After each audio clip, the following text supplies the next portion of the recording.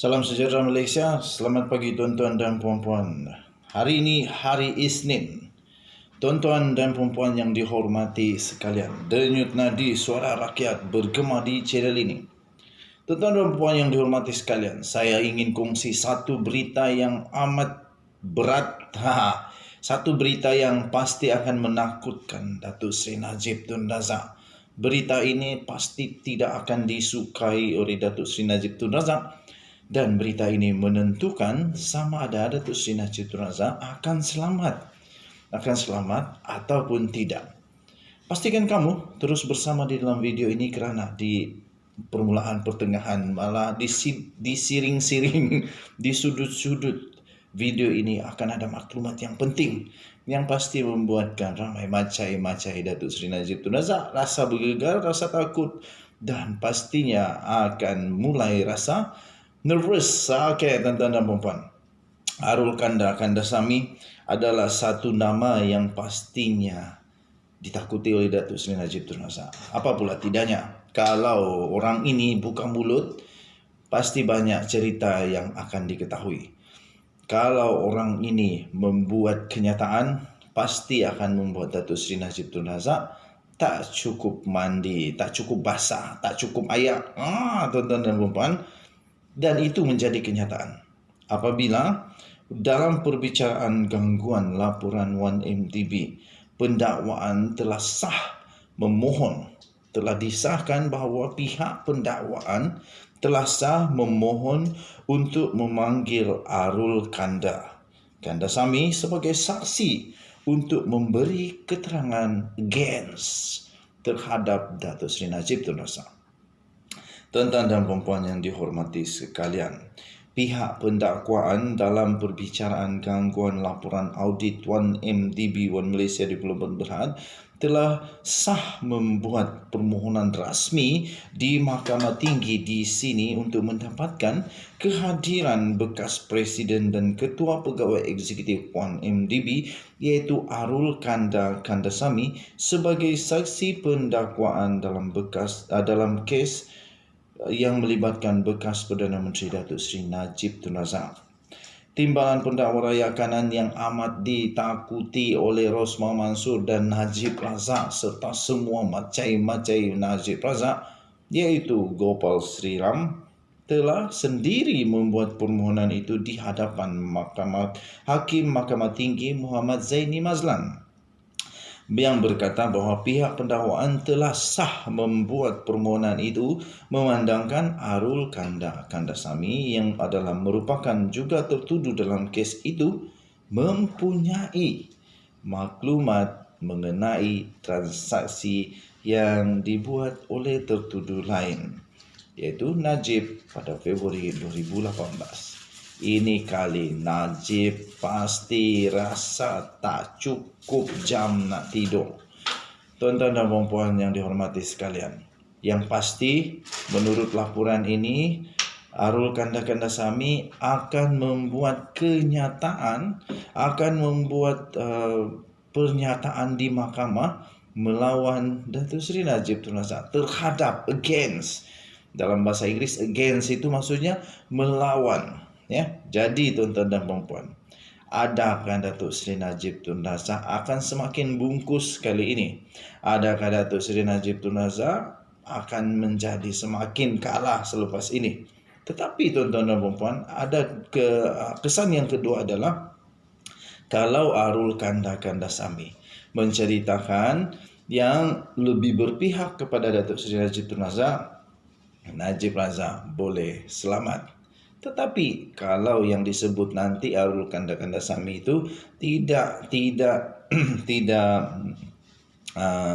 membantu, malah menyebabkan Datuk Seri Najib Tun Razak makin susah, yang masalah dia, tuan-tuan dan puan-puan yang dihormati sekalian.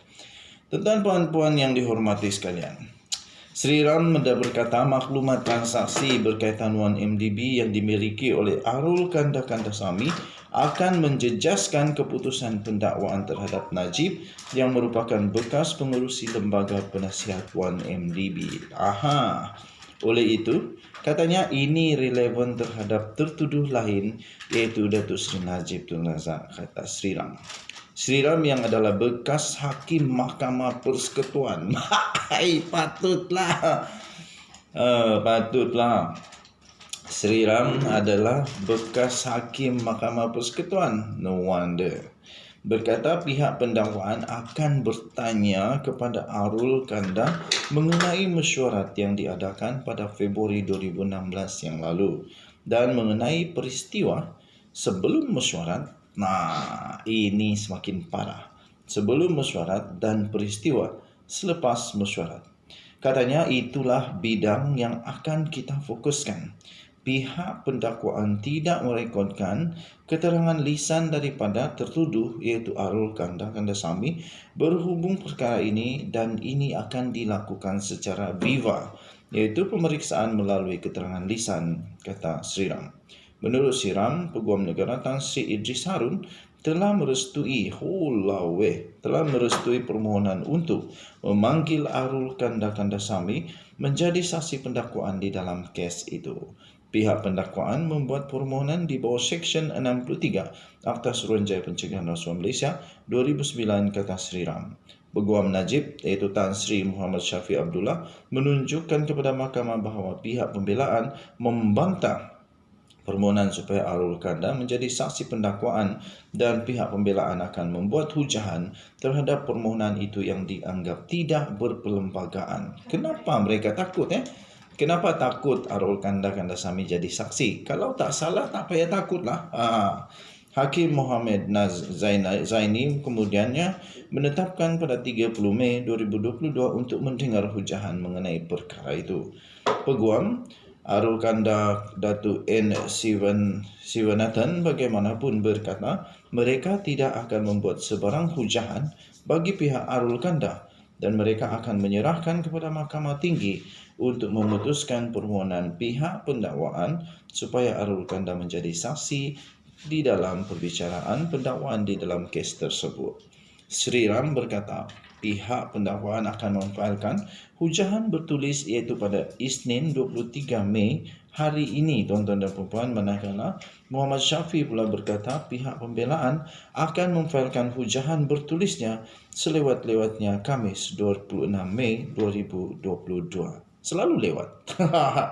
Muhammad Syafiq berkata Seksyen 63 Akta Suruhanjaya Pencegahan Rasuah Malaysia 2009 melibatkan budi bicara mahkamah dan oleh itu adalah sesuatu untuk mahkamah ini putuskan, katanya. Arul Kanda didakwa bersubahat dengan Najib Razak dalam dakwaan mengganggu laporan audit 1MDB pada pertemuan dengan Pegawai Jabatan Audit Negara NAD pada 24 Februari 2016 yang lalu. Dilaporkan bekas Juruaudit Besar Tan Sri Amrin Buang dan pegawai NAD antara 9 Mac 2015 dan 4 Mac 2016 telah menjalankan audit ke atas 1MDB dan mereka dijadualkan membentangkan penemuan audit kepada Jawatan Kuasa Kira-kira Wang Negara PAC pada 24 Februari 2016. Pertemuan antara pegawai NAD dan PAC bagaimanapun tidak berlaku. Dilaporkan bahawa Amrin dan pegawai NAD telah diarahkan untuk menghadiri satu lagi mesyuarat. Pada 24 Februari 2016, Najib dan Arul Kanda didakwa bertemu Amrin dan pegawai NAD. Menurut laporan berita, beberapa perkara telah dikeluarkan daripada laporan audit 1MDB selepas pertemuan dengan Najib dan Arul Kandasamy. Dilaporkan bahawa perkara itu termasuk kehadiran Loh Tejo pada mesyuarat Lembaga Pengarah 1MDB selain sebahagian daripada penyata kewangan 1MDB pada tahun 2014. Loh, yang lebih dikenali sebagai Jolo, merupakan tokoh penting dalam skandal 1MDB yang telah mendapat perhatian global. Denyut nadi Suara Rakyat bergema di channel ini. Kita jumpa lagi. Selamat pagi Malaysia. Bye-bye.